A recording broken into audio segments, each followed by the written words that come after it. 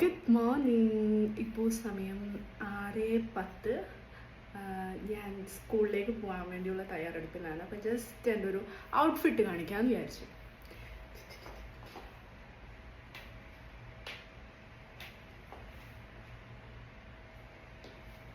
ഇതാണ് ഇന്നത്തെ എൻ്റെ ഔട്ട്ഫിറ്റ്. നമുക്ക് 6:20 സ്കൂൾ ബസ് ഫ്ലാറ്റിൻ്റെ താഴെ വരും.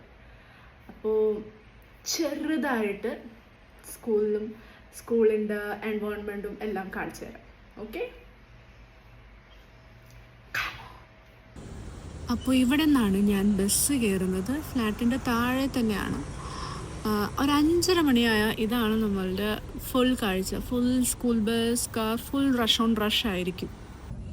സ്കൂൾ ബസ് കയറി സ്കൂളിലേക്കുള്ള യാത്രയിലാണ്. And it hardly take 20 minutes. 20 മിനിറ്റേ ഉള്ളൂ എൻ്റെ ഫ്ലാറ്റിൽ നിന്ന് സ്കൂളിലേക്ക്. ഞാൻ ആണ് ഏറ്റവും ലാസ്റ്റ് എന്നെ പിക്ക് ചെയ്യുന്നത് എന്നെയാണ്. അത് കാരണം ഹാർഡ്ലി 20 minutes ഉള്ളൂ. സോ ഞാൻ നിങ്ങൾക്ക് 2 സ്കൂൾ കാണിച്ചു തരുന്നുണ്ട്. One is Rosary and one is DPS. Comment below which school I am working. നിങ്ങൾ ഗസ് ചെയ്യ് ഏത് സ്കൂളിലാണ് ഞാൻ വർക്ക് ചെയ്യുന്നതെന്നുള്ളത്. Later on we will talk about all these school application procedures, how you can apply in a school. ഇതൊക്കെ ഞാൻ later on പറഞ്ഞുതരാം.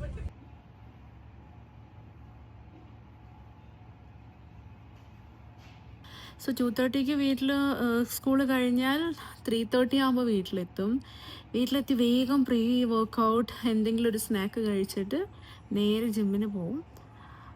ഇന്ന് ഞാൻ പ്രീ വർക്കൗട്ട് സ്നാക്സ് കഴിച്ചത് പാവയ്ക്ക സാലഡാണ്.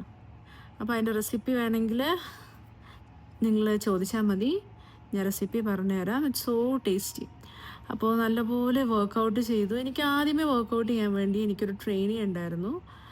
ഞാൻ ഫസ്റ്റ് ജിമ്മിൽ പോകുന്ന സമയത്ത് where my weight was 86-87 kg. ആ സമയത്ത് എനിക്കൊരു ജിം ട്രെയിനർ ഉണ്ടായിരുന്നു.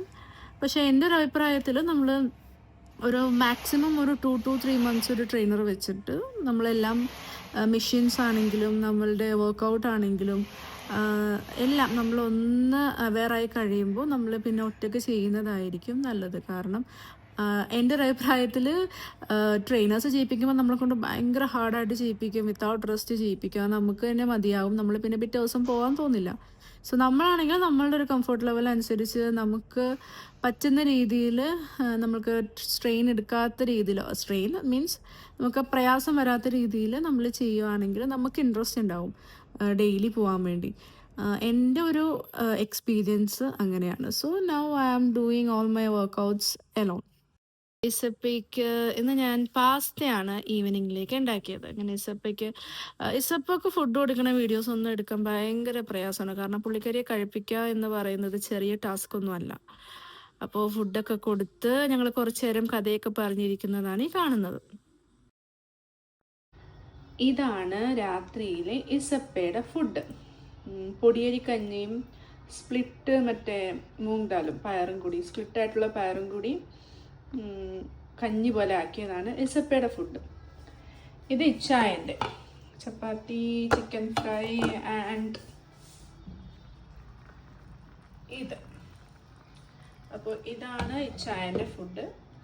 ഞാൻ ഇസപ്പയുടെ അതിൽ നിന്ന് ഇസപ്പ കഴിച്ചു കഴിഞ്ഞിട്ടുള്ളത് ഞാൻ കഴിക്കും.